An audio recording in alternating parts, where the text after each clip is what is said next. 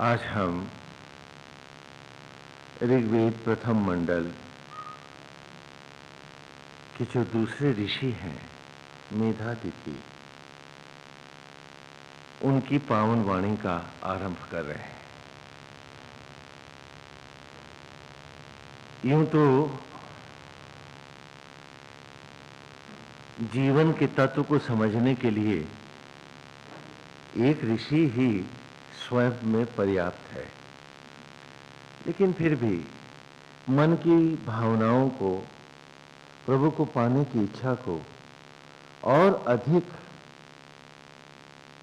प्रज्वलित करने के लिए, अपने में एक तड़प लाने के लिए जितना भी इस पर चर्चा की जाए, जाना जाए, उतना ही हमारा भाव पुष्ट होता है और जीवन सार्थक होता है। वेद की राह आपसे दूर नहीं, आपके भीतर जाती है। वेद और दूसरे संप्रदायों में इतना ही भेद है कि वो आपको बाहर भटकाते हैं, अपने से दूर ले जाते हैं। ईश्वर है तो दूर है, नरक है तो दूर है, स्वर्ग है तो जाने कहीं और है।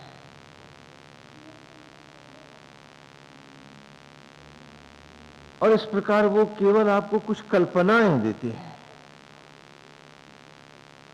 जो कुछ प्यारी सी हैं, कुछ अद्भुत हैं, कुछ चमत्कारिक हैं, मन को अच्छी भी लगती हैं, लेकिन वेद का मानना है कि ऐसा करना उचित नहीं है। वेद ये नहीं कहता कि स्वर्ग नहीं है, वेद ये भी नहीं कहता कि नरक नहीं है, वेद ये भी नहीं कह रहा कि और लोक नहीं है। वेद कह रहा है कि जैसे बाहर लोक हैं, ग्रह हैं, नक्षत्र हैं, नाना पृथ्वियां और आकाश हैं, तो ये सारे सूक्ष्म होकर तुम्हारे भीतर है, हम सब में समाये हुए। हम सारे सचराचर का एक सूक्ष्म चित्र है। हम लोक लोकांतरों में भटककर सत्य को पाने का प्रयास करें तो शायद करोड़ों जन्म भी बहुत छोटे हो जाएं। और क्योंकि एक जन्म का ज्ञान अगले जन्म में आपके पास रहता नहीं है, तो ये एक वृथा प्रयास है, एक ऐसा उपक्रम है जिसका कोई अर्थ नहीं है। तो वेद हमें हमारे भीतर ही उस सत्य को दिखा, उस सत्य को वहीं जीतने का, जानने का और उससे अद्वैत करने का उपक्रम है। क्योंकि जो संपूर्ण सचराचर को प्रकट करने वाले जो आदि देव हैं, जो परमेश्वर हैं, वे ही घट-घटवासी होकर हम सब में वास करते हैं। तो वेद की मान्यता है कि हम बाहर न भटकें, अपने भीतर जाएं और उस सूक्ष्म अमृत क्षण को खोजें जिसके कारण हम जीवित हैं, जिसके कारण सांसें चल रही हैं, जिसके कारण धड़कने हैं, जिसके कारण सोचने और समझने की ताकत है, शक्ति है, ऊर्जा है। यदि हम इसके उद्गम को अपने भीतर खोज लें, और यहां खोजने का अर्थ उसको पाना है, अद्वैत करना है, उसके साथ एक हो जाने की बात है, तो हम उस नित्य जीवन के, उस नित्य स्तोत्र के पास पहुंच जाते हैं कि जो निरंतरता की ओर हमें ले जाता है। यही थोड़ा सा भेद होता है। संप्रदाय फिलॉसफी पढ़ाते हैं, जैसे कि पहले भी हम चर्चा कर चुके हैं। फाइलास और सोफास दो शब्द हैं। ये दोनों शब्द जब जुड़ते हैं तो शब्द बनता है क्या? फिलॉसफी, है ना। फाइलॉस का अर्थ है लस्ट और लव, जिज्ञासा भी कह सकते हैं, और सोफास से का अर्थ है ज्ञान, सूक्ष्म ज्ञान। तो ज्ञान को पाने की एक अतृप्ति, एक तृष्णा का नाम फिलॉसफी हो सकता है, जिसे वेद के ऋषि अधिक महत्व नहीं देते, वो उसको बुद्धि विलास कहते हैं। नाना ग्रंथों में, संप्रदायों में वो आप देखते हैं कि दूर दूर लोग हैं, बहुत सारे गगन हैं। वेद का ऋषि कहता है कि मैं मना नहीं करता, असंख्यों हैं, जितने तुम कल्पना कर रहे हो उससे भी अधिक है। लेकिन प्रश्न ये है कि इसमें तुम्हारा उद्धार नहीं है, इसमें तुम्हारा कल्याण नहीं है। यदि तुम अपना कल्याण चाहते हो तो वो जो कल्याण करने वाला नारायण है वो तुम्हारे भीतर है। उस सत्य को जानो, उसे पढ़ो, और अक्षरशः उसका अनुपालन करोगे तो ये सत्य तुम्हें नित्य सत्य की अवस्था में ले जाएगा। मधुचंदा ऋषि में भी हमने पढ़ा, और अब मेधा तिथि का श्री गणेश करने जा रहे हैं। मेधा तिथि का सीधा शब्दार्थ है मेध। मेध माने मेधा, बुद्धि। अतिथि, अतिथि आते हैं ना आपके घर में, तो जो मेध का में अतिथि है हो गया है, अर्थात जिसने मेधा को ही सर्वस्व मान लिया है और अब जो विवेकहीन मार्गों पर जाना नहीं चाहता है, जो इस मेधा के द्वारा जीवन के सत्य को पाना चाहता है। और ये एक ऋषि हैं, देवता हैं, कर्दम, जिनके ये पुत्र हैं। ये कर्दम संस्कृत में कीचड़ को कहते हैं। देख रहे हैं ना, ये नाम वस्तुतः ऋषियों के यहां जितने आए हैं ये लक्ष्यार्थ नाम है, उद्देश्य के साथ हैं। जैसे मधुचंदा आया कि जो विष से अमृत खोज लाए वो मधुचंदा कहा है। तो जैसा कि आपने श्रीमद् भगवद गीता में भी पाठ में भी पढ़ा किया जब, तो आपने कहा अन्नात् भवन्ति भूतानि पर्जन्यात् अन्न संभवः। तो भगवान वासुदेव कहते हैं गीता में कि हे अर्जुन,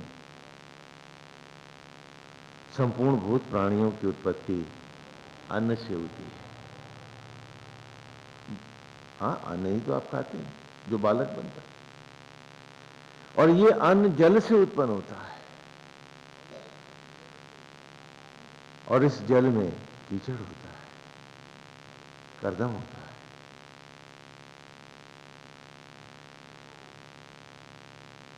तो कीचड़ से जीवन का सूक्ष्म बिंदु प्रकट होता है। कर्दम की पुत्री हैं जो महाविष्णु की पत्नी है, वो भी कर्दम की बेटी है, जिनकी मेधा तिथि। लक्ष्मी जी भी, हाँ आप तो जानते हैं ना, सागर से उत्पन्न हुई हैं कर्दम। तो यहां ये ऋषि बता रहा है कि कीचड़ में से उत्पन्न हुए हम कमल के जैसे कैसे जी सकते हैं, क्योंकि जिस सागर से, जिस कीचड़ में से लक्ष्मी जी प्रकट होती हैं, जिससे मेधा तिथि आ रहा है, और जिसमें अकूत संपदा है, अक्षय भंडार है, मणि हीरे जवाहरात जिसमें, जिसके गर्भ में समाये हुए हैं सागर के, और जिस सागर के मंथन से चंद्रमा प्रकट होता है, अमृत और विष भी प्रकट होता है।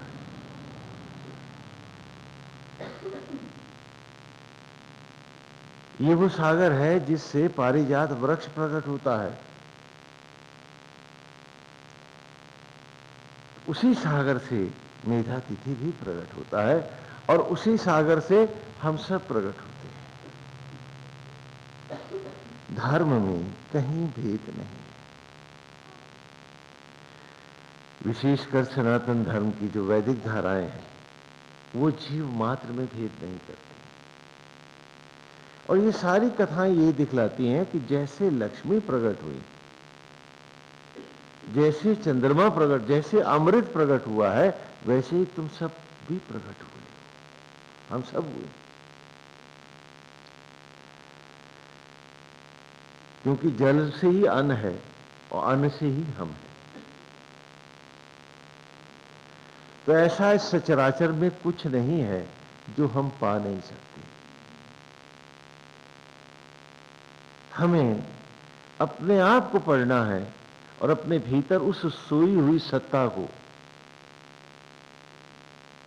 जगाना है और जाग करके उस नित्य सत्य आत्मा के साथ जुड़ जाना है। यहीं से इस ऋषि का पुनः आरंभ करते हैं। आज की ऋचा पहले ले लें। अग्नि दूतम वृणीमहे होतारम विश्वेदशम अस्य यज्ञस्य सुकृतम्। ये आज की ऋचा।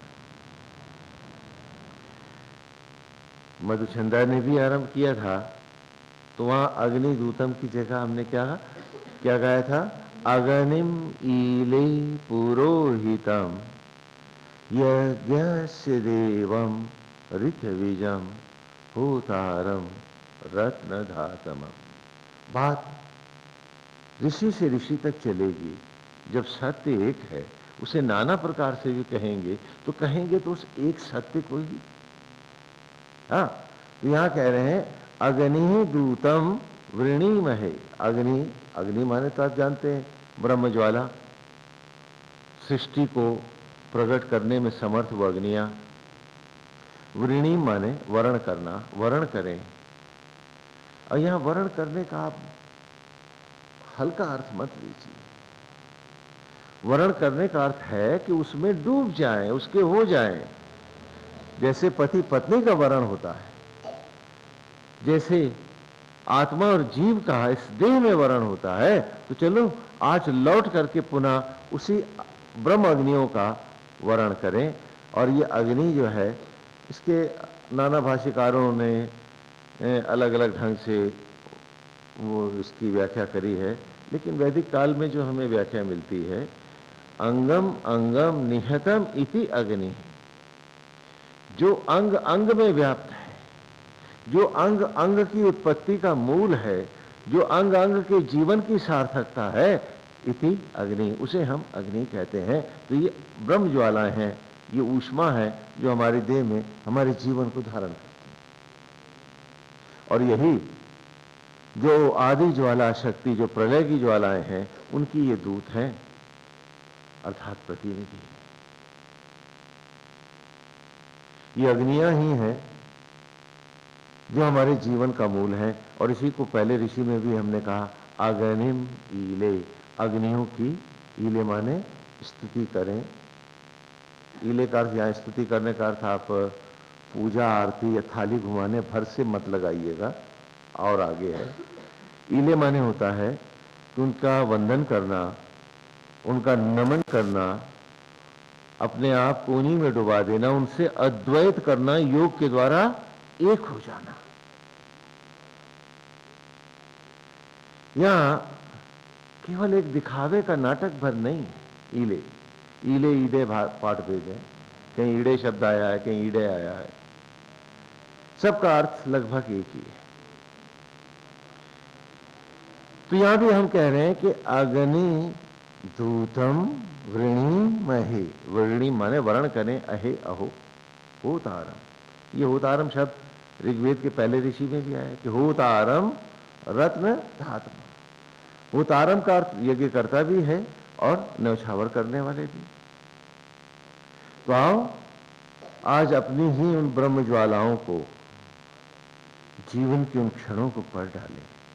आओ अपने समीप हो जाए, और जिस प्रक्रिया से हम जीवित हैं, जिस सत्ता में, जिस प्रकृति के नियमन में हम रूप पाते हैं, जीवंत होते हैं, बुद्धि और मेधा से वरद होते हैं, आओ आज लौट उस सत्य से लिपट लें, वर्ण करें उसका। असत्य ज्ञान को, इस सब का सर्वथा परित्याग कर दें। तो अग्नि दूतम वृणीमहे होतारम विश्व वेदसाम, कि जो यज्ञ करता है और न्यौछावर करने वाली हैं, हमारे जीवन को अमृत से वरद करने वाली हैं, ऐसी ज्योतियों को देने वाली इस ईश्वर का, आत्मा का, इन अग्नियों का हम स्वागत करें और वरण करें। अस्य यज्ञस्य सुकृतम, ऐसे यज्ञ से ही हम अपने जीवन को सुकृत करें, मंगलमय करें और इसको पाने का प्रयास करें। ये आज की ऋचा। जैसा कि पूर्व की ऋचा में हमने कहा कि अग्निम ईले अग्निम, अग्नियों का ईले वरण करें। होतारम रत्न रातवम, जो न्यौछावर करने वाली हैं हम पर। अग्निम ईले पुरोहितम, कि ब्रह्मा, विष्णु और ऋत्विजम, और स्वयं विष्णु और पुरोहितम ब्रह्मा, अर्थात धारण, सृजन और संहार के यज्ञ को देने वाली इन अग्नियों का हम अद्वैत करें, इले पूजा करें, वंदन करें। और यहां हम आ गए कि अब पूजा ही ना करें, वरण करें।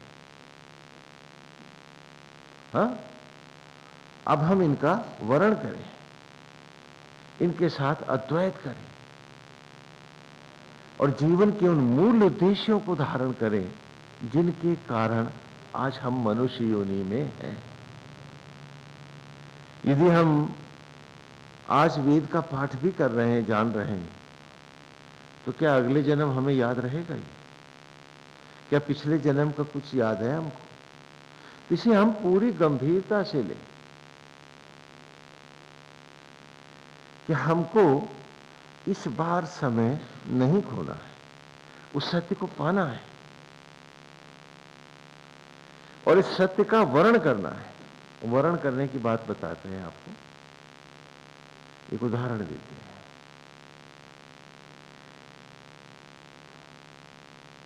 एक आश्रम था शहर के पास ही, तपस्वी रहते थे वहां। तो बहुत से भक्त लोग जाते थे, उसमें गरीब अमीर सभी लोग जाते हैं। तो एक बड़े अच्छे भक्त भी वहां सत्संग में जाने लगे। तो उनके मन में इच्छा हुई कि वो भी यहाँ एक मंदिर बनाए। उनका भक्ति भाव बहुत ज्यादा। तो उन्होंने बड़ी लगन के साथ भगवान की मूर्ति की प्रतिष्ठा कराई, मंदिर बना दिया और बड़ी श्रद्धा से, भक्ति से वो पूजा पाठ आदि करने लगे। तो एक दिन उन्होंने उस तपस्वी से पूछा कि प्रभु, मेरा और ईश्वर का सामिप्य और दूरी कितनी है, क्या आप बता सकते हैं? कहा, उतनी ही है मित्र जितनी पहले थी।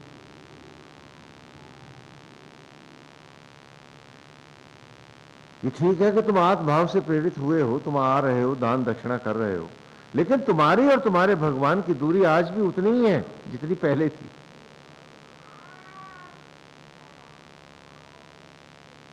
उन्होंने और ज्यादा सेवाएं करानी शुरू कर दी। हाँ, और अधिक समय ध्यान में बैठने लग गए, सत्संग में बैठने लगे। कहा, नारायण आप बताइए हमारी दूरी कितनी है? कहा, जितनी पहले थी उतनी ही।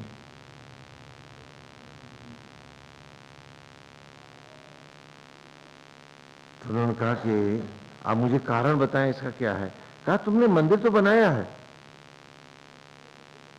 लेकिन घर भी तो बनाया है। तो अब तुम्हारी अवस्था ये है कि घर में होते हो तो मंदिर आते हो, तुम्हारा मन मंदिर भागता है, और जब यहां मंदिर में आकर के ध्यान में बैठते हो तो घर की चिंता सताती है। तो तुम ना घर के हो और ना घाट के। दूरियां तुम्हारी यथावत है और केवल एक अंधता में तुम मान बैठे हो कि तुम ईश्वर के करीब हो गए हो।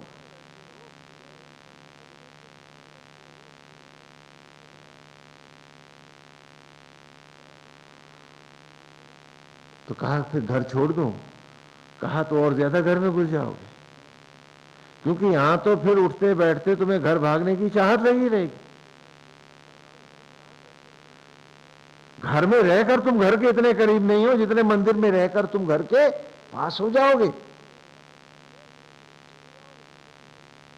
उस मनस्वी ने समझाया उनको।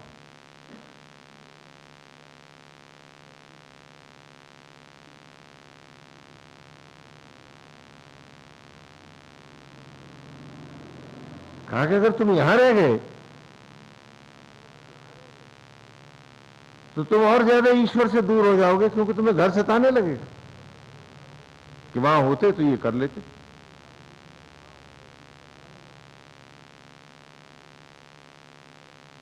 तो कहने लगी फिर मैं क्या करूं?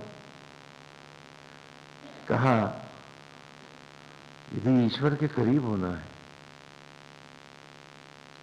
तो घर को ही मंदिर बना लो, अथवा मंदिर को घर बना लो, उसे अंतिम रूप से स्वीकार लो। तो वो सोचते रहे कि भाई घर में कभी ये काम भी है, बाल बच्चे हैं, लड़के हैं, गद्दी का काम ठीक संभाल लिया है, लेकिन उन्हें बताना तो पड़ता है कि यहाँ मंदिर में पता नहीं वो आएंगे नहीं आएंगे। तो उनका गुरुदेव फिलहाल मैं घर को ही मंदिर बनाता हूँ। कहा बना? तो घर चले गए, घर में ही सुंदर मंदिर बना दिया, अपना पूजा पाठ करने लगे सुबह शाम, ध्यान में रहते, और बाकी समय भी उन्होंने फिर आए। अब आप बताइए मेरी अभी भी ईश्वर से दूरी कितनी है? कहा कोई विशेष फर्क नहीं आया है, अभी भी दूरी बरकरार है।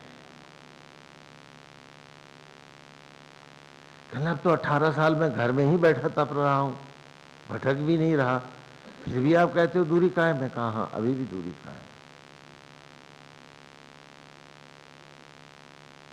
कहना महाराज अब आप बताओ मैं क्या करूं, मेरी तो दूरी अभी भी यथावत बनी है। उनका अब तू क्या करेगा सेठ, अब तो बात खत्म हो गई। बोले क्यों? बोले तेरे माथे पे चक्र योगिनी आ गई है, तो मृत्यु का क्षण कभी भी आ सकता है।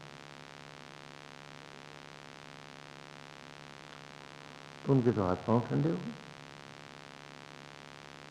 कहने अभी से ही आ रही हो, मैंने तो कुछ पाया भी नहीं। बोले हाँ, जैसे सब लोगों को झूठे दम्भ होते हैं, कुछ पाया नहीं, तुझे दम्भ नहीं है, मेरे से पूछता रहा है, लेकिन अवस्था तेरी उनसे फर्क नहीं है। कहा तो अब क्या करूं? कहा अब तो एक ही तरीका हो सकता है कि तू नारायण को ही घर बना दे, उठते बैठते सोते जगते उनकी मंगल मूर्ति में बस जा, क्योंकि कोई अब समय बाकी नहीं है। तो एक ही तरीका है।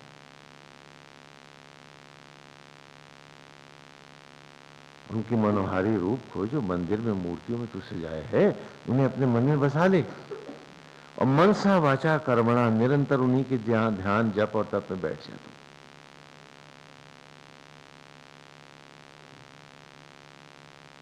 और अब दूरी को नापना छोड़, तू उन्हीं में समा जा, वही घर है, वही सब कुछ है, ऐसा मान। कहना हाँ जी अब तो यही करता हूं। और 15-20 दिन महीना भर उन्होंने ऐसे ध्यान किया तपे।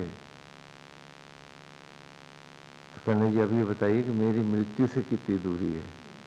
कहने जितनी पहले थी उतनी है। तो क्या मतलब? बोला तू नारायण के पास है, तू घर में रहकर भी घर में नहीं पहुंच पा रहा था, तो कोई चक्र योगिनी नहीं आई है, मैंने तो तुझे समझाया। तो कहने लगे तब तो बहुत से काम पड़े हैं। बोले फिर दूर जा रहा है क्या? इस मृत्यु को सामने रख कि मन तो तेरा एकाग्र। तो हम सब जानते हैं, जब हम सब जानते हैं कि साथ कुछ जाएगा नहीं, ये तन का कपड़ा भी यहीं उतार के फेंकना होगा, आगे जो आएगा वो पहनेगा, ये हमारा नहीं। जो भी इस धरती पर नाटक करने लीला करने आएगा, जो जीव आएगा वो पहनेगा इसे। तो जब ये खाल भी हमारी नहीं, कुदरत इसे वापस ले लेगी। तो बाकी और हम क्या ले जाएं? तो यहां वृणीमहे का अर्थ ये नहीं है कि हम थोड़े से भजन गा करके या कुछ दिमाग में फितूर पैदा करके कि जी हम तो गुरुमुख हो गया और हमको तो धारण हो गया, ऐसे नाटक करके चले जाए। नहीं, हम ईमानदारी से सत्य का वर्ण करें और निरंतर अपने आप को इसमें रखें। ये ऋषि की जो वाणी है, ये शब्द हैं, ये देखने में सरल है, लेकिन ये सागर की ही गहराइयां लिए, क्योंकि जिस कीचड़ से, कर्दम से लक्ष्मी जी प्रकट होती हैं, उसी से जलंधर भी तो है। और आप सब जानते हैं जलंधर रोग है आपके शरीर का। जब आंतों में पानी उतर आता है तो जलोदर हो जाता है, उसी को जलंधर भी कहते हैं। ये बीमारी है आपकी।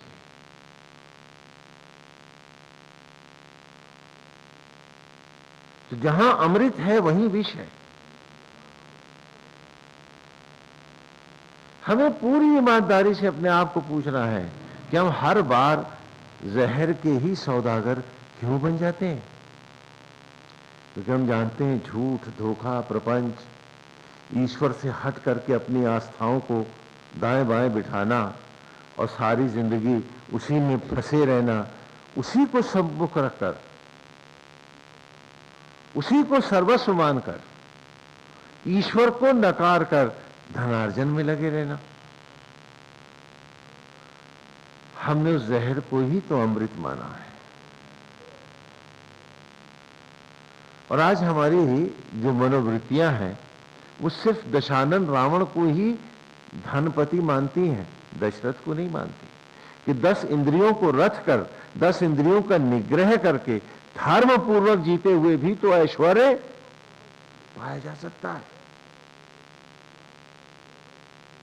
हर बार 10 इंद्रियों को 10 मुंह बनाकर देवों से अभिशप्त होकर के ईश्वर भी जिसे देखना न चाहे, ऐसे रावण बनकर के ही हम सोने की लंका बनाने की कल्पना हम क्यों करते हैं?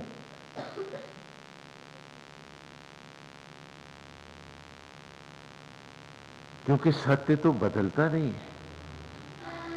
और इसी बात को, इसी ऋचा को इस ऋषि ने यहां लिया है।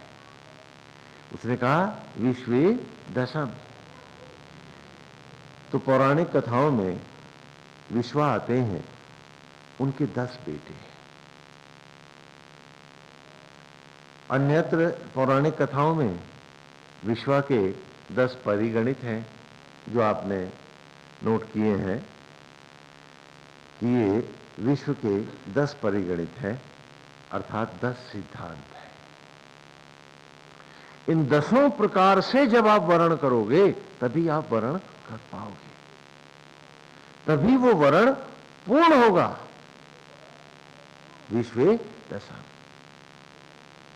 जो आपने अभी ब्लैक बोर्ड से नोट किए हैं, तो विश्वा के ये 10 बेटे हैं, अर्थात इन 10 भावों में जब आप वृणीमहे वर्ण करोगे तभी उस यज्ञ के तुम अधिकारी बनोगे। उससे पहले तुम्हें यज्ञ का अधिकार ही नहीं।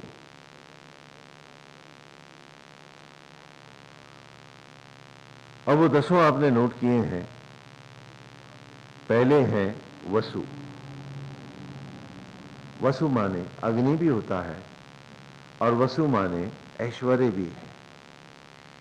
ऐश्वर्य, रिचेस, कि यज्ञ ही हमारा वसु है। पहला बेटा कि अपने ऐश्वर्य में, उपलब्धि में, धन के रूप में मैं इस यज्ञ को ही सर्वस्व मानूंगा, अपना ऐश्वर्य मानूंगा, बस यही मेरा है, बाकी कुछ मेरा। एक एक करके चलो।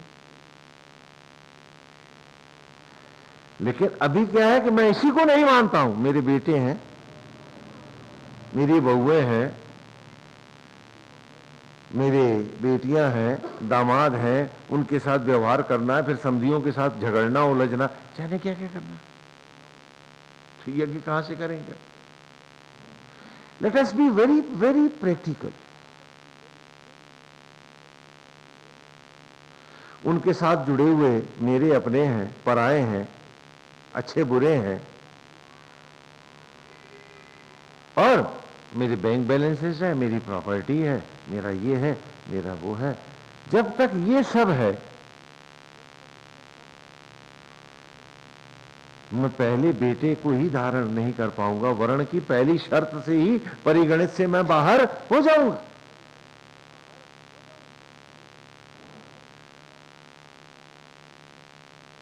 और पहला परिगणित है वसु, कि मैं इसी को, अग्नि को ही, आत्मा को ही ऐश्वर्य मानूंगा। वैसे वसु 8 है, वसुदेव, जो वसु देवता है वो 8 हैं।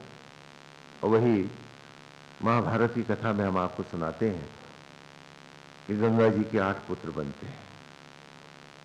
थोड़ा सा वो प्रसंग भी ले लें तो आपको और अधिक स्पष्ट हो जाएगा। महाराज शांतनु है, ये अद्भुत सम्राट है, धर्म प्राण है, भरत वंश के सम्राट है महाराज शांतनु। अविवाहित है। एक बार महाराज शांतनु अपने ही साम्राज्य का दौरे पर होते हैं, वन प्रदेश में घूम रहे होते हैं। उन्हें अचानक एक ओर से बड़ी सुगंधित वायु का झोंका आता है।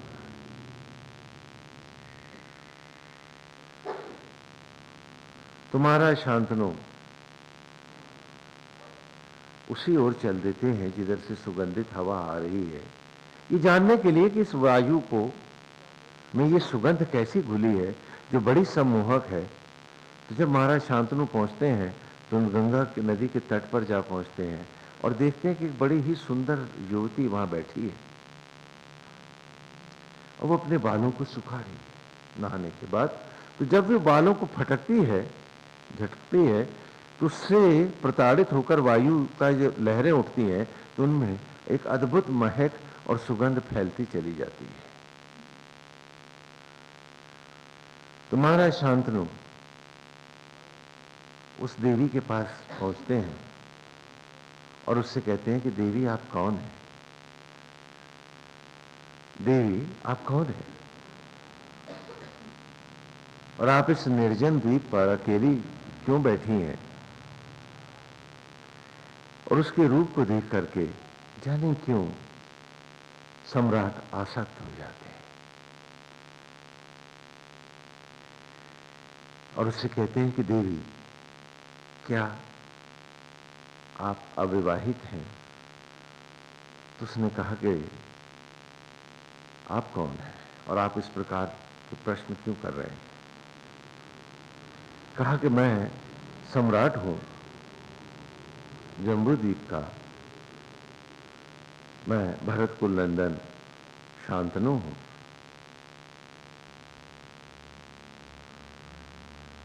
तो कहा राजन, किसी भी नारी से एकांत में इस प्रकार के प्रश्न करना क्या आपको शोभा देता? कहा देवी मेरी भावनाओं का आप अन्यथा अर्थ न लें, मैं भी अविवाहित हूं और साम्राज्य मुझसे एक साम्राज्ञी और एक उत्तराधिकारी की भी कामना करता है। तो मैंने मेरे मन में आपको देखकर, आपको पाने की, इस साम्राज्य की साम्राज्ञी बनाने की एक कल्पना बलवती हो उठी है।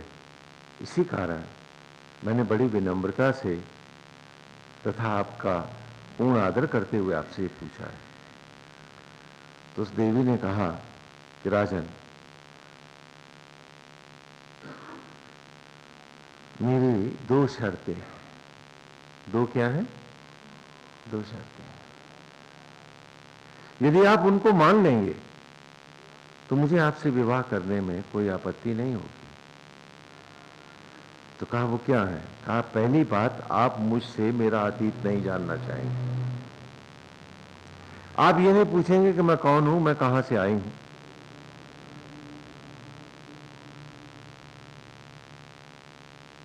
तो मुहसत महाराज कहते हैं कि आपके रूप को देख करके लगता है आप कोई देव कन्या है और आप ज्योतिमती हैं।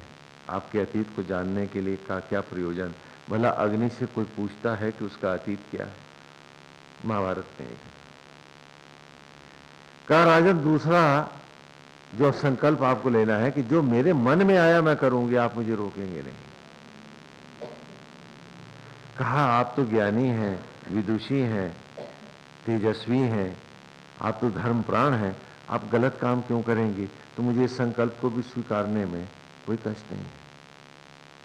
मोहसक्त व्यक्ति कैसे अपने लिए तर्क ढूंढ लेता है, वो भी यहां दिखाया है महाभारत में। उसी तरह से जैसे आज हम लोग भी, स्वामी जी फलाने किताब में तो ये लिखा है ना, फलाने ग्रंथ में तो ये लिखा है ना, फलाने ने तो ऐसा कहा है, बचने की कोशिश करते हैं। अपने पापों को अगर तुम ढकने लगोगे तो तुम्हारा उद्धार कैसे होगा? ये भूल जाते हैं। फिर हम नए नए तर्क और नए नए नाटक करने लगते हैं। हम भूल जाते हैं कि दिन जो बीत गया वो फिर लौट के ना आएगा, और जिंदगी का सोना छितरा के भस्मी ही तो बटोर रहे हो। और कल इतनी सी राख में ये शरीर तुम्हारा भस्मियों में लौट जाएगा, और इस दुर्लभ मनुष्य योनि से कुछ पाओगे नहीं। सब कुछ गंवा के निर्धन होकर तुम फिर कर्दम की गोद में समा जाओगे, कीच हो जाओगे, कीचड़ में चले जाओगे। तो राजा भी वैसे ही तर्क दे रहा है जैसे हम सब देखिए।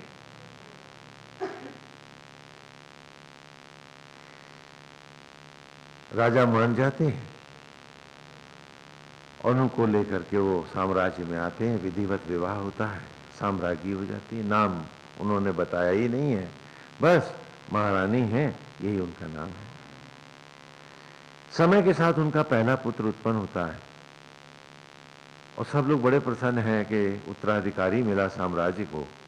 और तभी मध्य रात्रि के उपरांत क्या देखते हैं राजन कि माँ खुद अपने बेटे को, उनकी धर्म पत्नी अपने बेटे को लेकर के और चली जा रही है।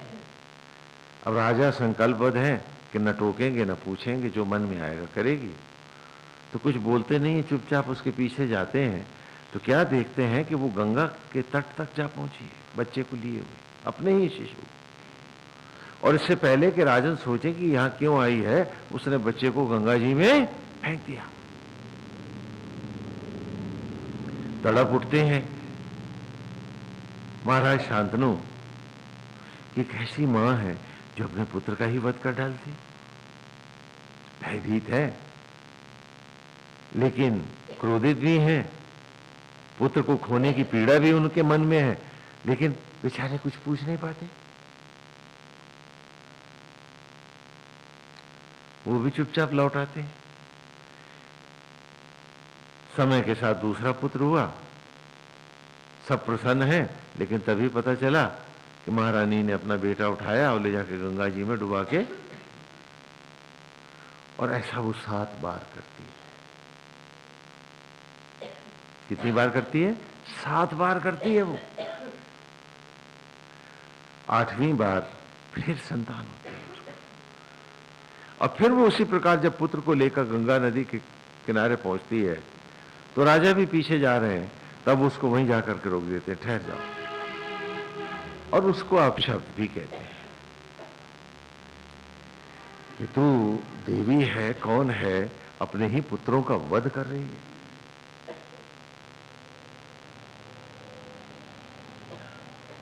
अपने ही बेटों का वध कर रही है तू।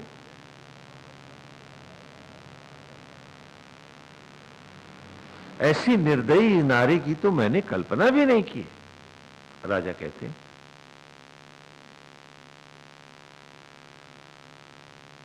कहा राजन क्या आप संकल्प भंग कर रहे हैं? कहा हाँ कर रहा हूं, तुम भले जाओ। लेकिन मेरी एक प्रार्थना अब तो मान लो, ये तो बताओ कि तुम कौन हो, तुमने ये सब क्यों किया, और ये 8वां उत्तराधिकारी तो मुझको दे जाओ। तो क्या इस साम्राज्य का उत्तराधिकारी कौन होगा? क्योंकि तुम्हारे इस रूप को देखने के बाद मैं तो नारी के रूप से ही भयभीत हो गया। तो कहती है कि राजन, मैं गंगा हूं। मैं क्या हूं? गंगा हूं मैं। हे राजन,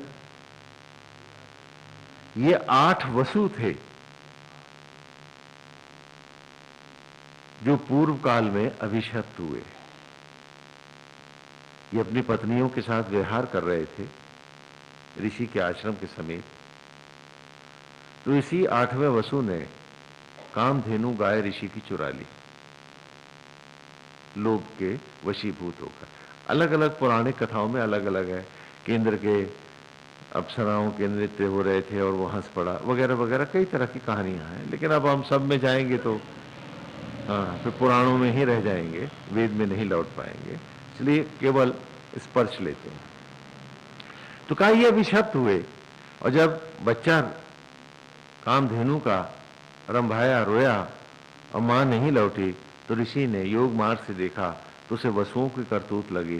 तो ऋषि ने श्राप दे दिया कि 8 वसु अभिशप्त होकर अपने पापों का प्रायश्चित करें, मृत्यु लोक में जाकर जन्म धारण करें। और फिर ऋषि ने तपोबल से, योग बल से कामधेनु को लौटा लिया। उसकी मां बच्चे के पास हो गई। तो वे बाकी 7 ऋषि, 7 वसु ऋषि के पास आए कि ऋषिवर, आपने हम सबको व्यर्थ में ही श्राप दिया है। चोर तो प्रभास है जो 8वां वसु है, और आपने हमको भी अभिशप्त कर दिया। तो ऋषि ने कहा कि संग दोष भी तो लगता है। आज आप कहते हो कि स्वामी जी हम कहीं कुसंग कराएं, हमारे पे असर नहीं होता। आप झूठ बोलते हो। वो दम्भ ही तो आपको, आपके परिवार को और आपके वंश को डुबा ले जाता है, और वही तो आज आपके जीवन की पीड़ा बना हुआ है। न कुसंगियों का संग किया होता, ना ये गति होती है। कहते हैं सत्संग उबारे तो कुसंग एक क्षण का कुसंग 10 साल के सत्संग का सर्वनाश कर देता। केकई जैसी कौशल्या की सबसे प्यारी बहन केकई है, उसको बहन से भी ऊपर मानती है कौशल्या। और केकई जो राम को अपने सब, राम के ऊपर प्राण न्यौछावर करती है, मंथरा के जरा से कुसंग से सारे अवध का विनाश करती है। और हम हैं कि कुसंग को ही सबसे ऊपर मानते हैं, सत्संग तो कर लेंगे बेमन से, और कुसंग करेंगे बड़े मन से।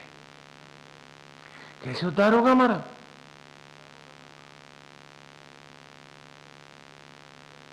क्योंकि कुसंग में मन रमता है, इसमें नहीं लगता है।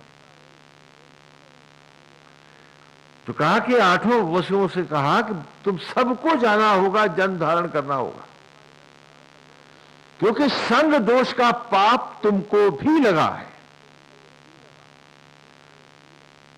तुम जन्मते ही मृत्यु को प्राप्त हो जाना, लौटाना। तो गंगा कहती हैं कि राजन, वो 7 वसु थे जिन्हें तत्क्षण लौटना था, इसलिए मैं उन्हें लौटा चली। मैंने ही नारी रूप धारण कर तुमसे विवाह किया। और ये 8वां वसु, ये प्रभास है, ये देवव्रत के नाम से प्रसिद्ध होगा, और भीष्म के नाम से पूर्ण प्रसिद्धि पाएगा। और ये बाणों की शैया पर लेटकर प्रायश्चित करेगा, तब इसका उद्धार होगा। इसका उद्धार जल्दी संभव नहीं, इसलिए कुछ काल के उपरांत ये मैं तुम्हें लौटा दूंगी। और फिर महाभारत का जो सबसे बड़ा अद्भुत पात्र है वो पितामह भीष्म है। आप सब जानते हैं ये 8वां वसु है। तो पहला परिगणित है वसु, कि आत्मा ही वसु है।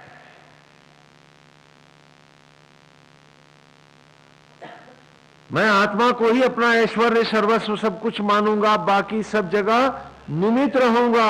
आत्मा का, वसु का मेरा ऐश्वर्य मेरा अंतरात्मा है। जिसने ये नहीं माना, ऋषि कह रहा है, उसने भी यज्ञ कभी नहीं किया, कभी नहीं किया, वो करके भी ना करता हुआ। ये पहला वसु है, ये पहला वसु है, ये पहला परिगणित है। और विश्वा के ऐसे 10 बेटे हैं जिन्हें हमें मनसा वाचा कर्मणा, जब तक हम इन 10 को धारण नहीं करेंगे हम यज्ञ के अधिकारी नहीं होंगे। श्री कृष्ण भी वसुदेव के 8वें पुत्र हैं। यहां भी पहले 7 कंस की लीला को प्राप्त होते हैं, पहले 6 और 7वें में नारायणी लीला होती है। लेकिन कंस तो यही समझता है ना कि 7 उसने धराशायी किया। और ये भीष्म भी 8वां है। इसको पुनः एक बार हम दोहरा लें।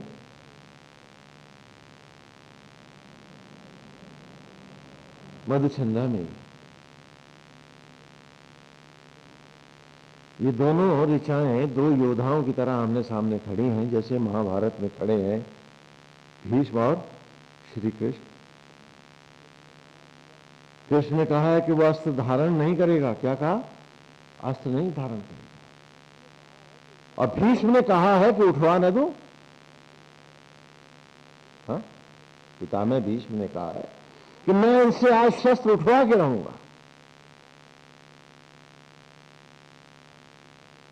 और आपने देखा कि भगवान ने रथ का पहिया उठाया और पितामह भीष्म को मारने दौड़ते। तो भीष्म वहीं अपने धनुष बाण रख के और हाथ जोड़ के बैठ जाते। नारायण बस हो गया, मुझे इतना ही तो करवाना था आपसे। हाँ, तो ये दोनों 8वें हैं। एक गंगा का 8वां पुत्र है और दूसरा देवकी का 8वां नंदन है। दोनों विलक्षण है। और वेद भी यहां कह रहा है कि इन दोनों को, वेद में भी दोनों आमने सामने हैं, पहले ही ऋषि में।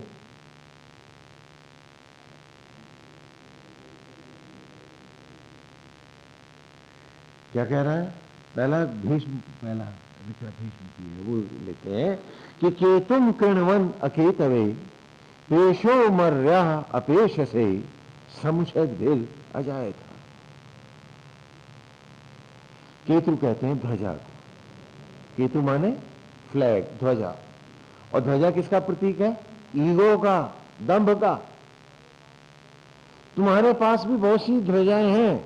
मेरा घर, मेरा बेटा, मेरा ऐश्वर्य, मेरा मकान, ये क्या है? ये फ्लैग्स है ना।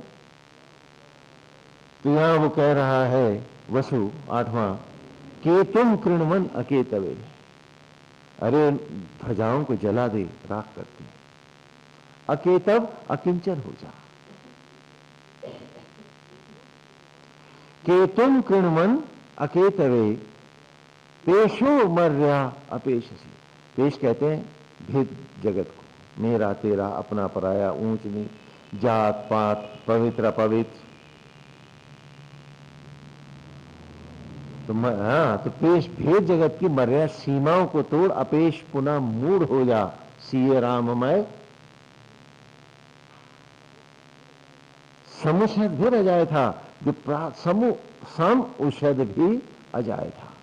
सम माने समान, उषद भी उषा काल के सूर्य के समान, प्रातः काल के सूर्य के समान अजाय था। यदि जन्मना चाहता है, नारायण की राह में आना चाहता है, यज्ञ का अधिकार लेना चाहता है, तो पहले बाहर मूढ़ और अकिंचन हो जा। और वही यहां वसु है, पहला है। वेद इसे बहुत महत्व दे रहा है। क्यों? क्योंकि इसके बिना तुम्हारी पूजा, तुम्हारा पाठ, तुम्हारे भजन, तुम्हारे गीत, वेद कहता है तुम्हें मानसिक मंगल शांति भले दे जाए, भिखमंगे की भीख का पैसा दे जाए, लेकिन नारायण की कृपा नहीं पा सकते, प्रभु का सामीप्य नहीं ले सकते, अधिकारी नहीं हो। हाँ वो दया कर देगा, तुम्हारे काम करा देगा, हाँ तुम्हें कीचड़ में और फंसा देगा, एक मकान और ले ले, कुछ माया और ले ले, लेकिन तुम्हें वो स्वीकारेगा नहीं, तुम्हें वो अंगीकार नहीं करेगा। और अंत में वो मकान किसका? अरे जिसकी धरती मकान उसका, तू तो गया, तो तेरे को मिलता हुआ भी कहां मिला था, उल्टा उम्र और खा गया था तू अपने। और इसी दम में पड़ा रहा कि मेरे मकान है, मेरी प्रॉपर्टी है, मेरी दौलत है, मेरा परिवार है। और उसने कहा हाँ हाँ करता रहे। अरे धरती किसकी? जो धरती का मालिक है, जो बनाने वाला है, उसमें तू कहां है? निकल यहां से। उल्टा अपनी उम्र भी दे गए थे तुम, और निर्धन होकर के, भिखमंगे होकर के पुनः उसी कीचड़ में लौट गए थे तुम, करदम की गोद में समाये थे। और तमाम उम्र वो आत्मा का साथ और स्पर्श रहा, और फिर भी न जाग पाए तुम। तो कहा पहले मूढ़ और अकिंचन हो, यदि ये नहीं हो पा तो यज्ञ के योग्य भी तू नहीं होगा। तो कहा पहले बाहर मूढ़ और अकिंचन हो, तभी ईश्वर की राह में तेरा जन्म होगा। तब तो पहली बार तू भक्ति का रस पाएगा, तू भक्त कहलाने के योग्य होगा।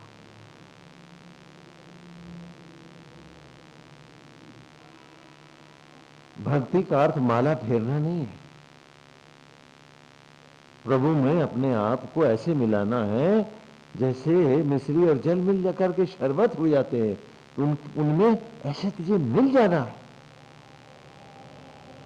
न कि कोई अलग से कोई भक्ति मार्ग है तुम्हारा। और कहा कि जब बाहर से मूढ़ और किंचन होगा तभी तो तू यज्ञ का अधिकारी होगा। और तब क्या होगा? आदह, अगली ऋचा वासुदेव में आ रहे कृष्ण में, आदह स्वधामनु पुनर्गर्भत्व मेरे दधाना नाम यज्ञ। तब आकर आदह, तब आकर दहन हो स्वधामनु, आत्मा रूपी धाम में। तब भीतर आ, अभी बाहर बैठा क्या स्वाग आ रहा है, यज्ञ तो यहां हो रहा है जानते ही नहीं है। पहले स्वामी जी इतने मन सामग्री चढ़ा दी हमने, हाँ बड़े तीर मारा है, सामग्री का कल्याण हो जाएगा, तेरा क्या होगा हाँ? और सामग्री क्या तूने बनाई थी? तन का रोया तो बना के दिखा। झूठे दंभ लिए घूमते हैं हम, थोथे मिथ्याभिमान में जीते हैं हम, और मुर्दे की ऐठन जिंदगी भर उठा लाते हैं हम, और अंत में वो ऐठन दिखा देती है कि मर गए, लिए जा रहे हैं लोग, राम नाम सत्य है गाते, और नहीं पाया है। तो जीवन का वो क्षण जो मेरे भीतर बैठा है, मैं उसी को नहीं खोज पाया, भीतर अपने, भीतर अपने। और आसमानों की दूरियां नापने चला था। क्या बात है? कि कितने आसमान दूर भी होगा तो मैं जाके मिल के आऊंगा। नहीं जानते कि जो अपना ना हुआ, अरे वो किसका हुआ और कौन उसका हुआ जो अपना ना हुआ। लेकिन नहीं जान पाते हैं। हमारी चौधराहट, हमारे दम, हमारे मिथ्याभिमान हमें हमेशा स्वर्ग से नरक में उतार ले जाते हैं, और हम वहीं गिरते हैं जाकर। भूल जाते हैं कि स्वर्ग और नरक भी तो हमारे भीतर रहता है। इन शब्दों के सीधे अर्थ कर लेते हैं। स्वर्ग में है स्व, स्व धन अर्घ। स्व माने आत्मा, और अर्घ माने सीमा, जो आत्मा में सीमित हुआ। अर्घला बोलते हैं ना कुंडी को, जो दरवाजे में सांकल लगाते हैं। तो स्वधन अर्घ जो आत्मा में ही सीमित हो गया, अर्थात जो यज्ञ में ही जिसने अपने आप को सीमित कर लिया, वो हर क्षण क्या जिया? स्वर्ग। और न धन अर्क, जिसने नकार दिया अर्क आत्मा सूर्य को, उसे क्या हुआ? नरक। नरक को का रस लेने वाले क्या जाने स्वर्ग क्या होता है। और नर्क ही जब खुद जी रहे हैं तो दूसरों के यहां भी तो नर्क ही भेज के आएंगे, हैं? और कौन सा पुण्य कमा के लाएंगे?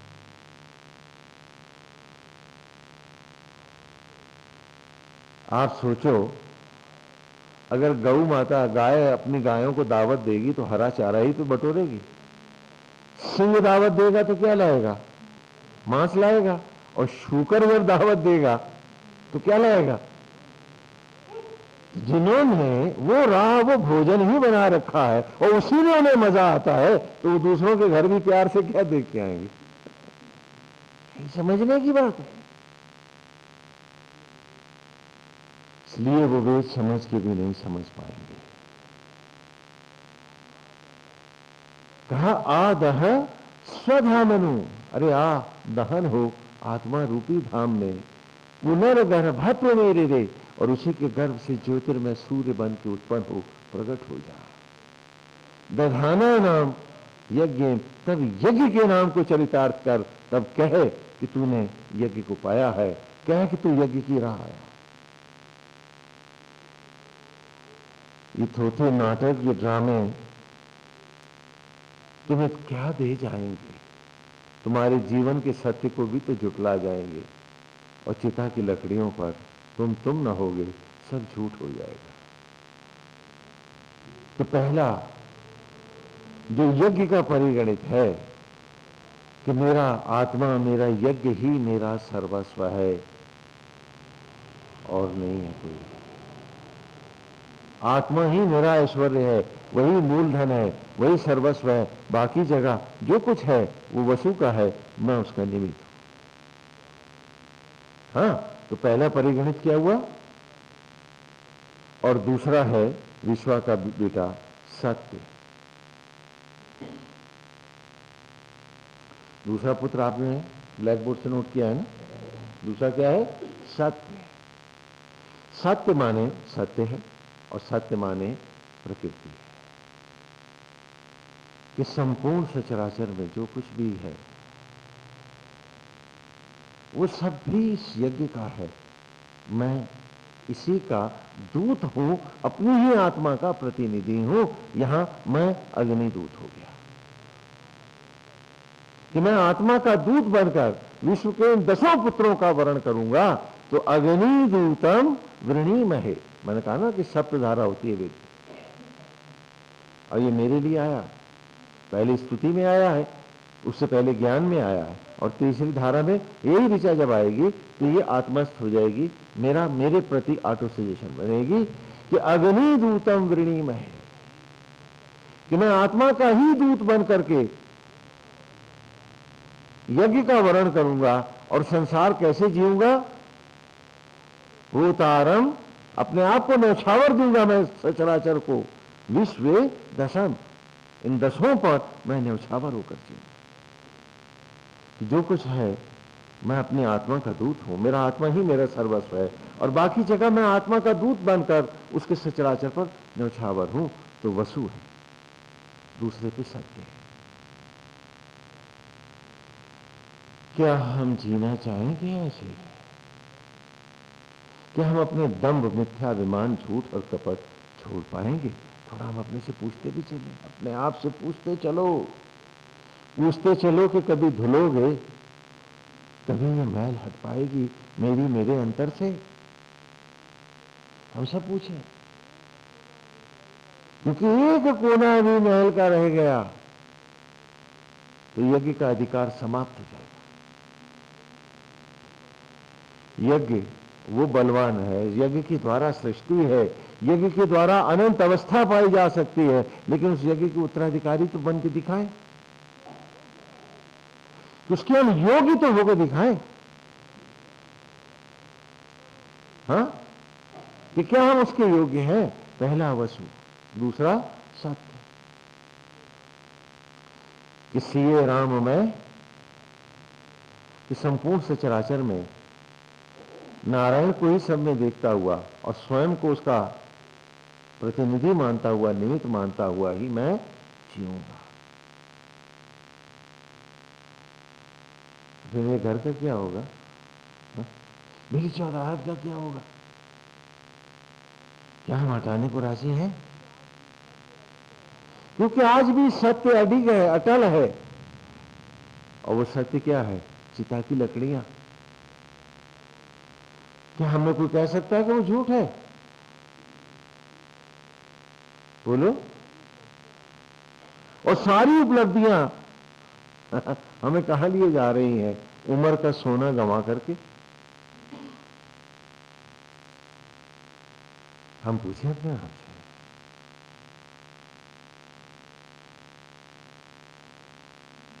कि सत्य क्या है? कि सत्यनिष्ठ होकर रहूंगा,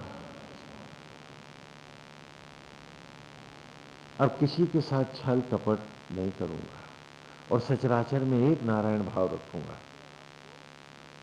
और अपने आप को अपने ही आत्मा का दूत बनाकर आत्मा की भांति सचराचर पे न्यौछावर हो। न्यौछावर शब्द समझो। ईश्वर जो तुम्हें सांस और धड़कने देता है, पूछ रहा हूं आप सबसे, कुछ पैसे तो लेता होगा? कोई तनख्वाह नखा देते हो भगवान को? वो जो सड़ी हुई मट्टी से, कीचड़ से तुम्हें ये मनुष्य रूप में लाया है, उसने कितनी तनख्वाह ली है तुमसे? वो जो तुम्हारे जूठे अन्न को रक्त में बदल रहा है, कितनी फीस ले रहा है? पूछो अपने आप से। वो जो तुम्हारी तन का मैला धो रहा है, तुम सो जाते हो, वो तुम्हारी सांसें और धड़कनों का जिम्मा लिए जागता रहता है, वो कितने पैसे लेता है तुमसे? तो वो सब क्या कर रहा है तुम्हारे ऊपर? न्यौछावर कर रहा है। बोलो।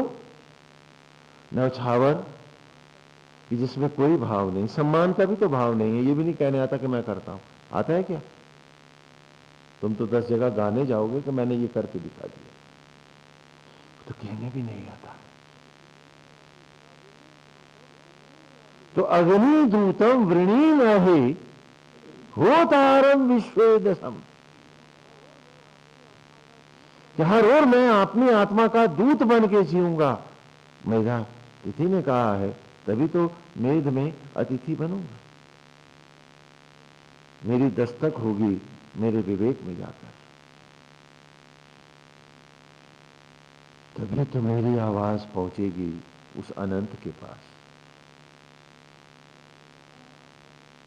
कि मैं नारायण आपका न्यौछावर बन के ही जीऊंगा। चौथे दंभ के लिए, झूठ के लिए, पाप के लिए, लोभ के लिए मैंने बड़े नरक जिए हैं। घर का हर कोना नरक से मैं सजाया है, लेकिन अब ये भूल नहीं करूंगा। अब नारायण मैं आप ही पे अर्पित होकर जीऊंगा, तभी तो यज्ञ अर्थात उत्पत्ति का अधिकार पाऊंगा। वो कहते नहीं है, वो एक अरबी की मसल है, वो उर्दू की, कि खुदा गंजे को नाखून नहीं देता है। क्योंकि जब तक तुम ये ना दिखाओ कि तुम उसके हो, वो अपनी सत्ता तुम्हारे हाथ में कैसे दे? और जब तक तुम ये ना दिखाओ कि तुम सत्ता के हो, वो तुम्हें सत्ता का स्वतंत्र अधिकार कैसे दे? तो तुम्हें सृष्टि का ज्ञान कैसे दे देगा वो? और यदि वो अब नहीं पाया तो कब पाओगे? पूछो अपने आप से, किस योनि में कब पाओगे? और उसको पाए बिना तुम्हारी हर उपलब्धि चिता की राख पर है। न कोई नाता है, न रिश्ता है, न अपना है, न पराया है। ये झूठे नाटक और दंभ है तुम्हारे।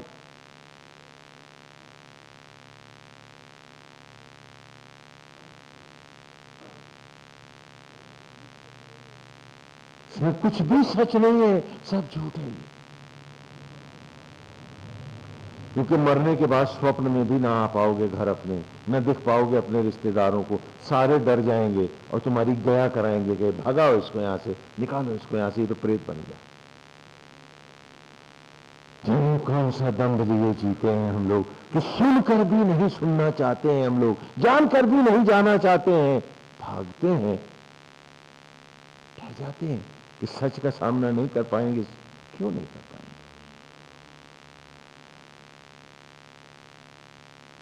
और तीसरा है ऋतु। ऋतु कि चाहे धरती इधर की उधर हो जाए, जो सृष्टि के नियमन है उन्हें नहीं बदलूंगा। सत्य ऋतु पढ़ाए थे ना, ओम ऋतं सत्यं चाभि द्वात पशु अद्य जायत ततो रात्रि जायत। हाँ, कि प्रकृति और पुरुष एक सत्य है और एक ऋत है, कि आत्मा के जो अमर नियम है, जो सिद्धांत है, जो मुझे मनसा वाचा कर्मणा धारण करना है, मैं इनसे डिगूंगा नहीं, यह है ऋतु।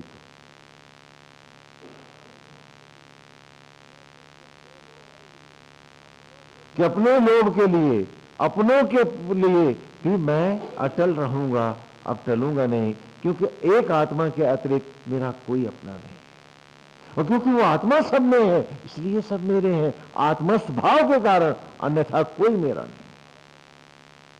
ये प्रेम है, और आत्मा से हट करके संबंध आसक्ति है। तो आसक्त भाव का को छोड़कर मैं जो तीसरा परिगणित है वो है ऋतु, अर्थात नित्य अटल भाव से अटल आत्मा को ही सत्य मानता हुआ उसके अटल नियमन को ही धारण करूंगा। और चौथा है दक्ष, कि मैं पूरी सावधानी से,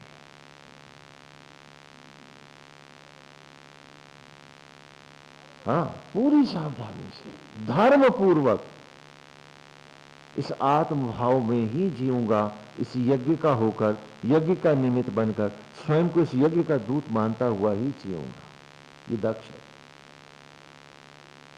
वैसे भी आप जानते हैं दक्ष माने चतुर सियाना होता है, और ये चतुराई यदि यज्ञ के साथ है तो अमृत है, यदि यज्ञ से हटके है, नारायण के विपरीत है, तो ये सर कटवा देती है। दक्ष प्रजापति है, दक्ष प्रजापति हैं, ब्रह्मा जी के बेटे हैं, और स्वयं महाशिव इनके जामाता है, दामाद। और दक्ष कन्या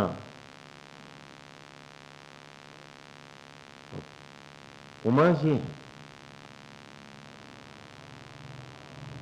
और उमा ने, लेकिन दक्ष अपने दंभ के कारण ईश्वर का ही अनादर करने लगता है, और हम सब करते हैं दक्ष बनकर। क्या सच नहीं है? और जब दक्ष की बेटी दक्ष के घर ही जाकर आत्मदाह करती है, ये जीव ही तो उमा है और आत्मा ही तो शिव है, और ये चतुर मन, सियाना मन ही तो दक्ष प्रजापति है। तो दक्ष का अन्यथा प्रयोग करना ईश्वर का विरोध करना ही है। और हमने तमाम उम्र अपनी चतुराई को इसी काम में लगाया, लेकिन यहां के परिगणित में है कि मैं सावधान होकर, कभी भी असावधान ना रहता हुआ, यज्ञ को सम्मुख रखकर कि मैं यज्ञ का प्रतिनिधि हूं, अग्नि दूतम, मैं उसी भाव से इन सारे 10 भावों का, विश्वे दशम, इन 10 का वर्ण करूंगा, इससे हटके नहीं। तो जब दक्ष प्रजापति मारे जाते हैं तो भगवान फिर उसको सिर देता है। कौन सा सिर देता है बोलो? तो राख ने पानी का संग किया, खाद बनी ना, हाँ, करदम कुलौटी, उसमें सबसे पहले क्या उगी जमीन में? उसे कौन खाता है? आगे आगे सब अपने अपने ठिकाने पे। तो जो खाएगा अपनी संतति में पहले तो तुम्हें लौटाएगा ही ना, तो क्या बनोगे? बोलो बोलो बोलो। तो एक तरफ वो पतित योनियों की भटकाव है, और दूसरी तरफ यही तुम्हारा समर्पण दक्ष बन जाए और आत्मा को अर्पित हो जाए, तुम यज्ञ के प्रतिनिधि बनो, सृष्टि का हर क्षण तुम्हारे पास। और उसके बाद दक्ष के बाद अगला ऋषि है, अगला जो है 5वां क्या है? काल, समय, कि हर क्षण मैं मृत्यु को सामने रखूंगा। जो भी पहले कहानी सुनाई आपको कि कोई भी क्षण काल का हो सकता है, नहीं क्या? किसी के पास गारंटी हो, इंश्योर्ड हो गया हो भगवान की तरफ से, तो बता देना, हाथ खड़ा कर दो। तो काल को सदा सम्मुख रखता हुआ मैं आत्मा में, ईश्वर में यज्ञस्थ रहूंगा और उसी का दूत बन करके संसार में जीऊंगा। तो आज की ऋचा को जीवन में धारण करूंगा। और काल के बाद अगले हैं काम। भगवान ने गीता में कहा, हे अर्जुन, मैं ही शास्त्रोक्त काम हूं, मैं ही यज्ञों का, संपूर्ण यज्ञों को धारण करने वाला अधियज्ञ हूं और संपूर्ण क्षेत्रों का क्षेत्रज्ञ मैं हूं। उत्पत्ति और सृष्टि में भी नारायण ही सब कुछ प्रकट करता है, उसमें मैं नहीं हूं। इस सत्य को सदा सामने रखूंगा और उसी को सामने रखता हुआ ईश्वर के यज्ञ के निमित्त ही सब कर्म को धारण करूंगा।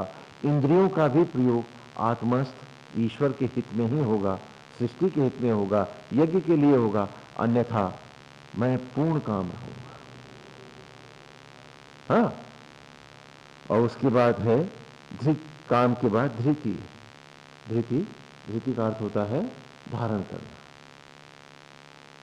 कि मैं जीवन को, सारे संबंधों को, सचराचर को आत्मस्थ होकर के ही धारण करूंगा, अन्यथा नहीं मानूंगा।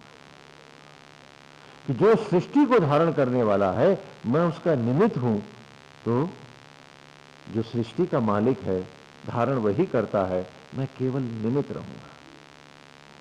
और उसके बाद अगला है पुरुरवा। उत्पत्ति में, सृष्टि में, सचराचर में, सब में एक नारायण भाव रखूंगा, यज्ञ का प्रतिनिधि ही रहूंगा, कोई आसक्त भाव नहीं आने दूंगा। और फिर है माद्रवा, कि ज्ञान, भक्ति और समर्पण पूरी निष्ठा के साथ आत्मस्थ होगा, कि किसी कारण से भी मनसा वाचा कर्मणा मैं इस यज्ञ से बाहर नहीं जाऊंगा। थोड़ा 10 का इनको संक्षेप में जान लें और फिर विस्तार तो हम पूरे सूप में और ऋषि में पूरे में करते रहेंगे, इसको बार बार लाते हैं। तो इस प्रकार यज्ञ वो नहीं है जो हम कर रहे हैं, ये ऋषि कह रहा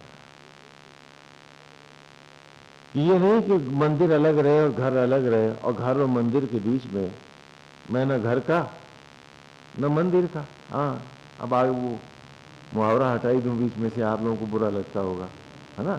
हाँ, कि उस भाव से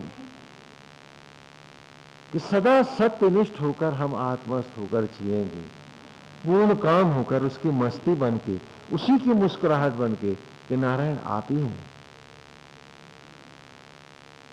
और यदि मैं आज अपने सत्य को अपने भीतर न खोज पाया और ये 10 जो मेरे पास विधाएं हैं, इन 10 को अंतर्मुखी करके यदि मैं आज अपने आप को ही न पहचान पाया, न पढ़ पाया, न जान पाया, तो मेरे जीवन का ही कोई अर्थ नहीं रहेगा।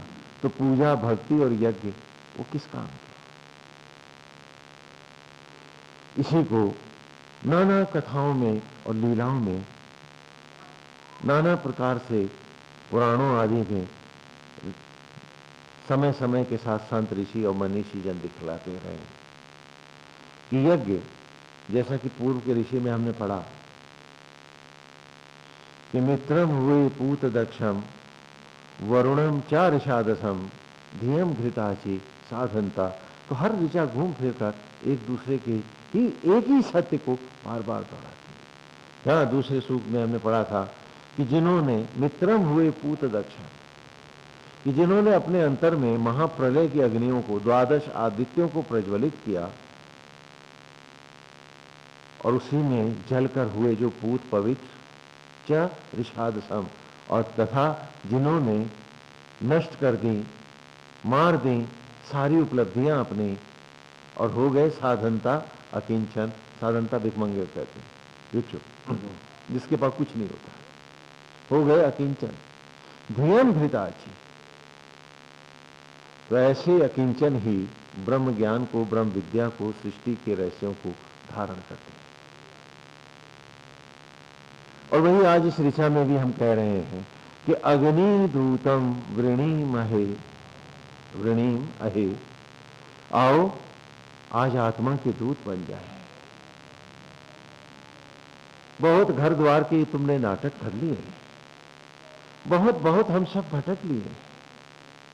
हर क्षण जो प्रभु से अमृत का प्रकट हो रहा था, वो क्षण जो सुख के थे, अमृत के थे, हमने हर क्षण को तनाव में, ईर्ष्या में, द्वेष में, लोभ और आसक्तियों में बिताया है। हर क्षण हम अपने जीवन के हर क्षण को, जो ईश्वर को छू के आ रहा अमृत सा, उसे हम विष सा बनाकर पीते रहे हैं, स्वयं भी, और पिलाते रहे सबको।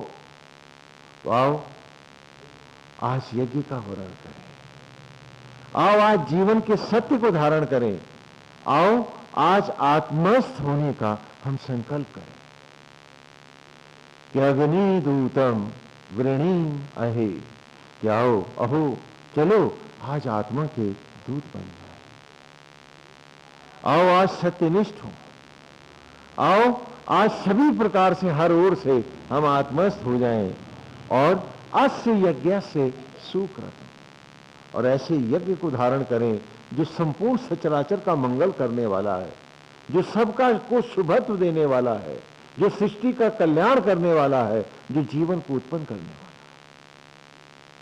आज ऐसे यज्ञ के हम भी दूत बने, प्रतिनिधि बने। होतारम विश्वे दशम, और हम भी आज आत्मा की भांति ही सारे सचराचर पर नारायण की कृपा बनकर हम भी न्यौछावर हो जाए। अपने लिए, अपनों के लिए हम बहुत प्रेत और पिशाच बनकर जिए कि मैं मेरों के लिए सारे समाज को नोच लूं। 10 इंद्रियां 10 मुंह बनी हैं, और बन दशानन रावण, हम सचराचर को नोच नोच कर अपनी 4 तल्ला कोठी और सोने की लंका तो बहुत बहुत बनाते रहे। आओ आज न्यौछावर बन के जीना चाहिए। एक रावण अकेला ही धनी नहीं है, दशरथ भी सम्राट है। तो 10 इंद्रियों को रख के, 10 इंद्रियों का निग्रह करके, आत्मस्थ होकर के, आत्मबली होते हुए, अपनी ही आत्मा के प्रतिनिधि बनकर भी तो सुखपूर्वक सामर्थ्य के साथ, हाँ, पूर्ण काम होते हुए, हाँ, सचराचर को ही सब कुछ मानते हुए भी तो जिया जा सकता है। कि आओ हर चेहरे की रौनक हो जाए, आओ हर होंठ की मुस्कुराहट बने। चलो आज धरती को से कह दें कि भले नारायण तो सब कर ही रहे हैं, आज हम भी न्यौछावर हुए हैं, आज हम भी उन्हीं के दूत बनकर आए हैं। ऐ धरती, अब तुझे कभी हम उदास न होने दें। अब कभी हम पेड़ों की, पक्षियों की, पशुओं की, जीव मात्र की सेवा करेंगे, हम सबके सुख का कारण बने। आओ कि आज हम भी इस ऋचा से इस धरती को गुंजा दें कि अग्नि दूतम वृणीमहे होतारम विश्वे दशम अस्य यज्ञस्य सुकृत।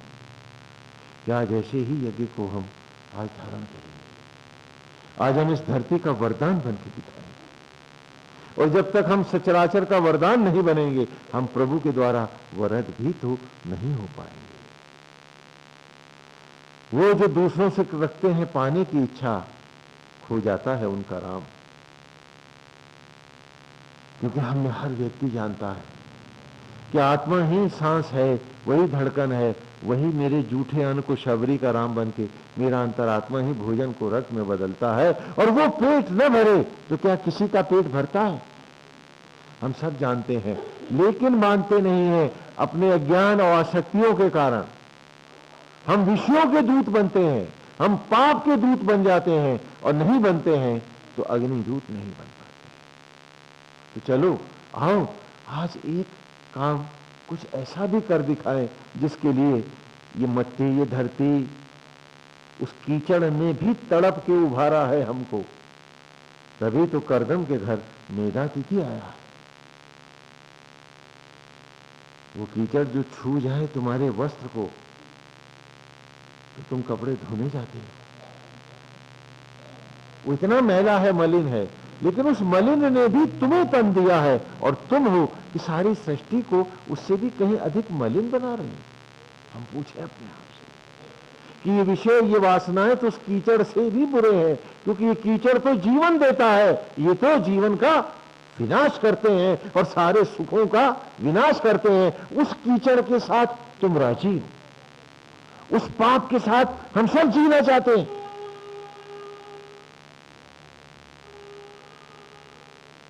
और तो उस कीचड़ से जिसने तुम्हें जीवन दिया है, जिसने तुम्हें ऊपर उठाया, जिसने तुम्हें कमल सा खिलाया है, उसके छूने से तुम मैले हो जाते हो।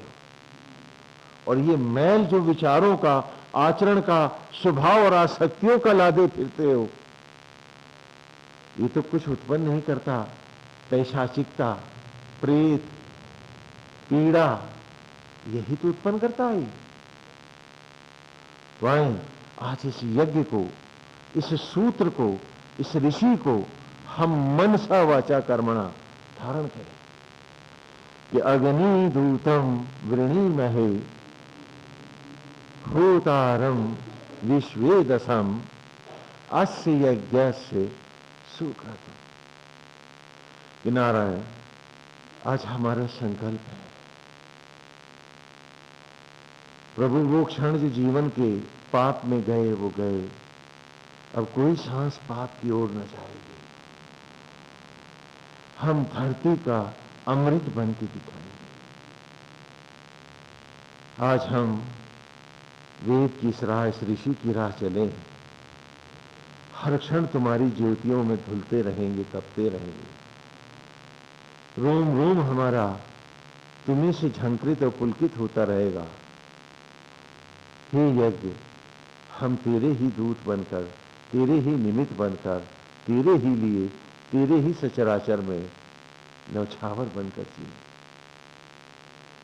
और उसके लिए हमें कोई बड़े प्रयोजन नहीं करने, हमें घर नहीं छोड़ना है, हमें दुकान और गद्दी भी नहीं छोड़नी है। वेद ऐसा कुछ नहीं कह रहा, कह रहा सब में मुझे बसा ले और मेरा निमित्त हो जाए। वो कर्म जो तुम आसक्ति के वशीभूत कर रहे हो, उसी कर्म को नारायण के निमित्त कर दो, तो तुम्हारे मन के छल और पाप अपने आप नष्ट हो जाएंगे। एक बहुत ही सरल सरस मार्ग सनातन धर्म आपको देता है कि आसमानों दूर भागने की कल्पनाएं छोड़ो। ये प्रेत और पिशाच मनोवृत्तियां तुम्हें किसी बैकुंठों में और गोलोकों में न जाने देंगी। सारे लोक हमारे भीतर हैं। अपने तन को गोलोक बनाओ, इसे बैकुंठ बनाओ, जीवन को स्वर्ग बना लो। आओ कि आज उस सत्य को आवाज दें। आओ कि आज उसकी मनोहारी छवि को ही सब कुछ बनाए। इसीलिए हमने आपको मूर्ति पूजा की, क्योंकि धर्म भेद में आस्था नहीं रखता। एको ब्रह्म द्वितीयो नास्ति। सिए राममय सब जग जाने। जब सचराचर में एक नारायण है, एक पिता है, तो आओ हम भी भेदभाव मिटाएं। आओ अग्नि दूत हो जाए। आओ कि आज वर्ण कर लें इस सत्य का कि आज से हम यज्ञ सचराचर का भी वर्ण अग्निदूत बन के, आत्मा के निमित्त बन के ही करेंगे, अन्यथा नहीं करेंगे। देखो, बहुत से देशों में, बहुत से देशों की एम्बेसडर रहते हैं, नहीं रहती क्या? अरे भाई, एम्बेसडर आपका अमेरिका में भी है ना, भारत का, भारत अमेरिका का एम्बेसडर हमारे यहां रहता है। तो एम्बेसडर जो होता है वो सत्ता का प्रतिनिधि होता है ना, तो उसका सम्मान आम नागरिक के जैसा तो नहीं होता, ऊपर होता है। और वो भी जानता है कि वो आम नागरिक की तरह आचरण अब यहां नहीं कर सकता है, क्योंकि अमेरिका का राजदूत वो यहां पर राजदूत बन के ही सारे कार्य कर सकता है। यहां के घरेलू मामलों में दखल दे सकता है क्या? तो बोलो, तो जब हम नारायण के दूत हैं, अग्नि दूतम वृणीम है, तो आओ आज आत्मा के दूत बन के जिए। कौन क्या कर रहा है भूल जाए कि स्वामी जी सारे तो ब्लैक मार्केट कर रहे हैं, स्वामी जी सारे तो विष खा रहे हैं। नहीं, ये तर्क भी हमको छोड़ना होगा। सारे तो घूस ले रहे हैं, सारे तो मिलावट कर रहे हैं, क्योंकि बाकी सब जो है हाँ दहेज ले रहे हैं, फलाना कर रहे हैं, तो हम क्यों ना ले? नहीं,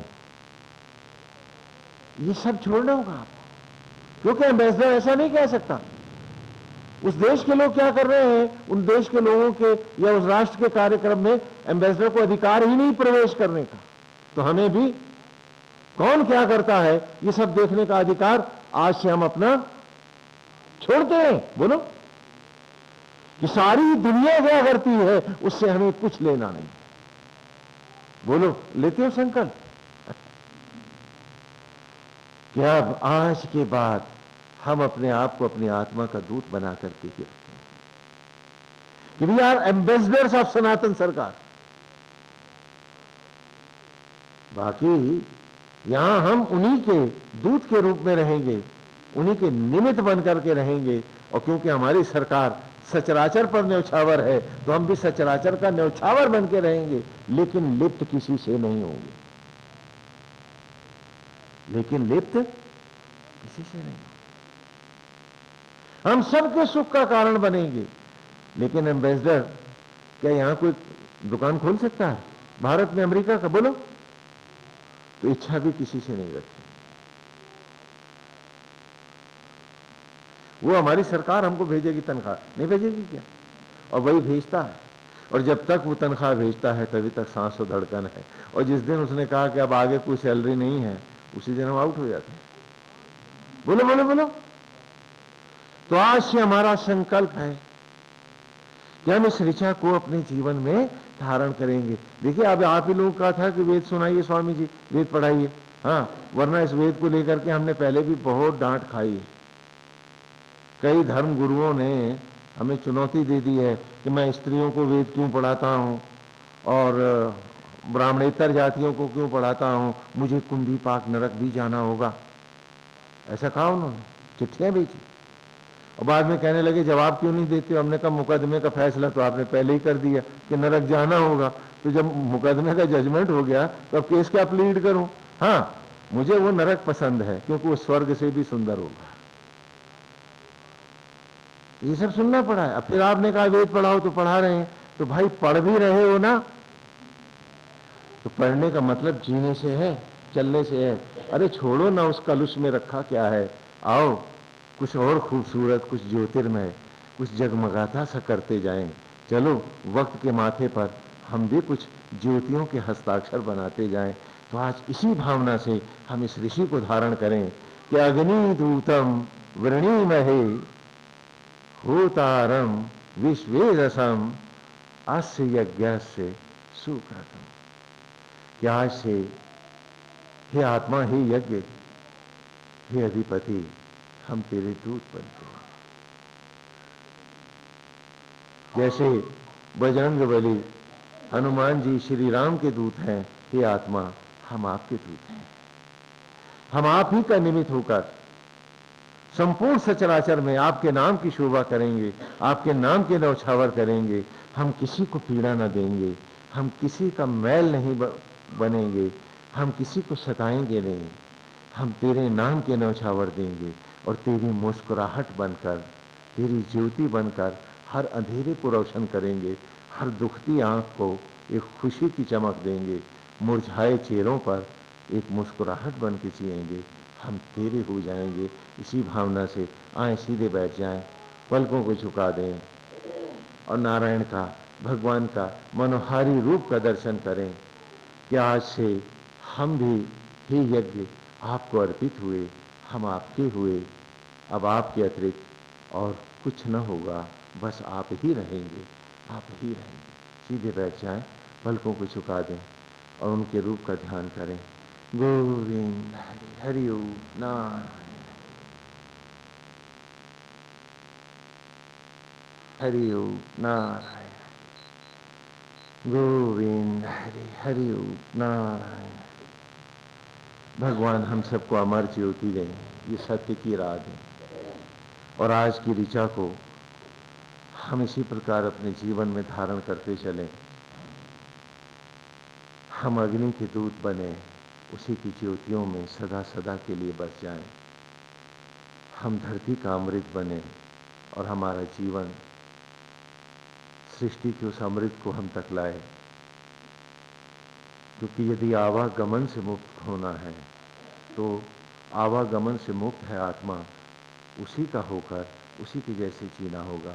नारायण हरि गोविंद। हरे राम राम